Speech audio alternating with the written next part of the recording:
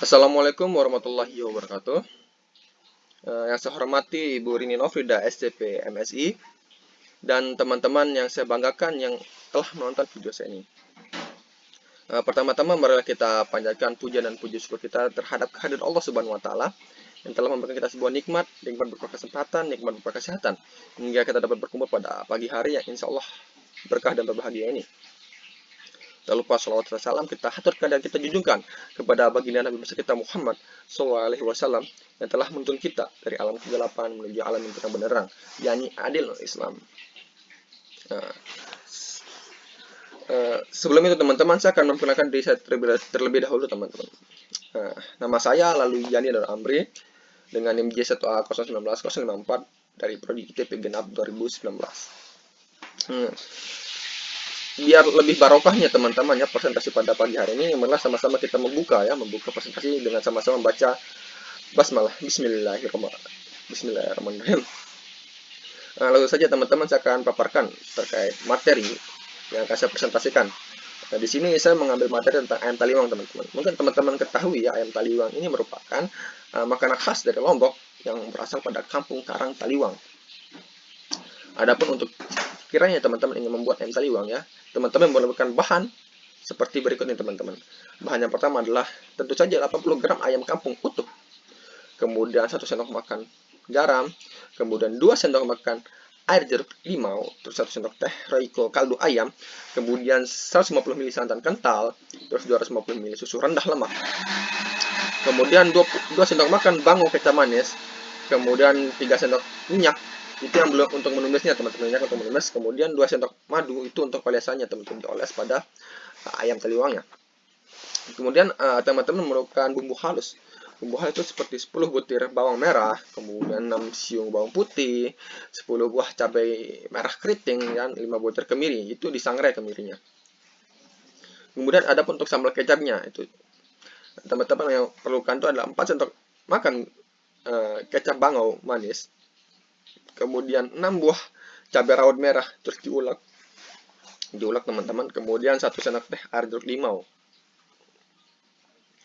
Terus adapun cara membuatnya teman-teman, jika teman-teman ingin membuat ayam taliwang, saya akan memaparkannya teman-teman. Di sini ada yang pertama teman-teman. Teman-teman itu belah ayamnya dulu teman-teman, belah, tapi tidak sampai putus.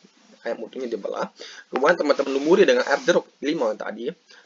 Terus tambahkan dengan garam teman-teman untuk dilumurinya. Kemudian teman-teman diamkan selama 30 menit ya dalam kulkas. Terus teman-teman sisihkan. Setelah itu teman-teman ambil wajan, terus panaskan minyak, terus teman-teman tumis bumbunya hingga tercium harum teman-teman, hingga keluar aroma harumnya. Setelah itu teman-teman masak ayam tadi itu dengan bumbu hingga terlumuri dengan baik. Ya, Setelah itu teman-teman tambahkan susu dan santan, aduk hingga merata teman-teman. Setelah itu panaskan wajan pemanggangnya, kemudian panggang daging ayam tersebut sambil diolesi madu. Kemudian oles dengan sisa bumbu ayam taliwang tadi agar mempunyai cita rasa yang enak teman-teman. Kemudian teman-teman panggang hingga kecoklatan ya, di kedua sisinya. Terus teman-teman angkat. Setelah itu baru teman-teman sajikan kepada keluarga ataupun teman ataupun kerabat yang lainnya bersama kecap sambal pedas yang tadi itu teman-teman. Adapun dari bahan pangan ayam taliwang nih, ataupun nanti saat teman-teman ingin membuka usaha menjadi UKMF ataupun sebagainya, teman-teman perlu perhatikan ya, ada beberapa jenis cemaran yang akan teman-teman dapatkan pada bahan pangan ini teman-teman. Yang pertama ada pada jenis cemarannya, cemaran fisik. Cemaran fisik ini teman-teman adalah cemaran atau bahaya yang berasal dari kontaminasi fisik dari zat ataupun benda padat. Ya, potensi cemar ini teman-teman biasanya seperti debu ataupun kerikil, serangga ataupun serpihan kayu ataupun bisa serpihan ataupun helai rambut ataupun bulu-bulu yang belum bersih dari bahan tersebut teman-teman. Terus sumber cemarannya ini teman-teman bisa berasal dari saat penanganan bahan baku yang kurang higienis, kurang bersih, ataupun pencucian bahan baku yang kurang bersih, kemudian penyimpanannya, kemudian cara pendinginannya teman-teman, ataupun waktu penyajian dari bahan tersebut, ataupun pangan tersebut, ayam taliwang tersebut. Yang kedua adalah cemaran kimia, teman-teman. Cemaran kimia atau bahaya yang berasal dari cemaran atau zat bahan kimia yang berasal dari kandungan di dalam ataupun di luar dari bahan pangan tersebut yang bersifat racun, teman-teman, yang bersifat bahaya ataupun patogen. Potensi cemarannya, teman-teman, potensi cemarannya itu ya, cemaran kimia itu bisa saja berasal dari itu logam ataupun akan jadi cemaran timbal, teman-teman.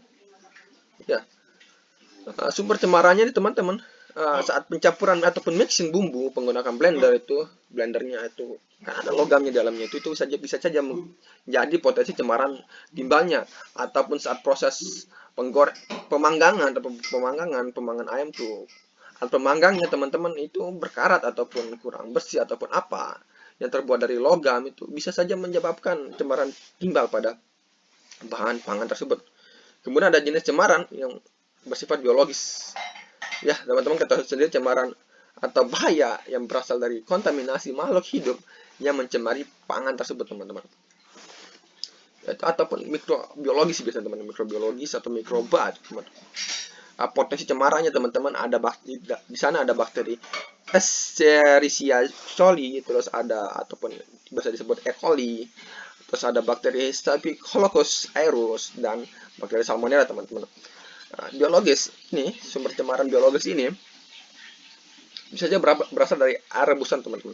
Air rebusan dari, ya, biasanya terdapat bakteri E. coli di dalam sana, di air rebusan tersebut. Kemudian adalah tangan ataupun kulit pekerja yang tidak higienis, yang sanitasinya kurang bersih itu, teman-teman, ya, itu bisa saja menyebabkan cemaran, teman-teman. Potensi cemaran ataupun sumber cemaran yang paling umum kita temukan itu pada permukaan tangan ataupun kulit dari pekerja tersebut. Kemudian alat yang tidak bersih ini, teman-teman, gunakan itu bisa saja menyebabkan itu ada potensi cemaran bahaya dari alat yang digunakan tidak bersih itu, yang kotor ataupun yang sanitasinya kurang dari alat tersebut, itu bisa menyebabkan, teman-teman. Kemudian yang terakhir saat daging dingin, teman-teman. Saat daging dingin ini akan terjadi banyak sekali potensi cemaran, teman-teman. Teman-teman juga ketahui sendiri ya, bakteri Salmonella ini, teman-teman, itu sering terdapat pada daging, teman-teman, ya. Ya, mungkin itu saja yang dapat saya sampaikan kepada teman-teman semua. Jika kurang lebihnya mohon dimaafkan. Alangkah baginya dan berkahnya kita tutup presentasi pada pagi hari ini dengan sama-sama melafazkan alhamdulillahirrahmanirrahim. Terima kasih semuanya telah menyaksikan video saya. Wabillahi taufiq wal hidayah. Wassalamualaikum warahmatullahi wabarakatuh.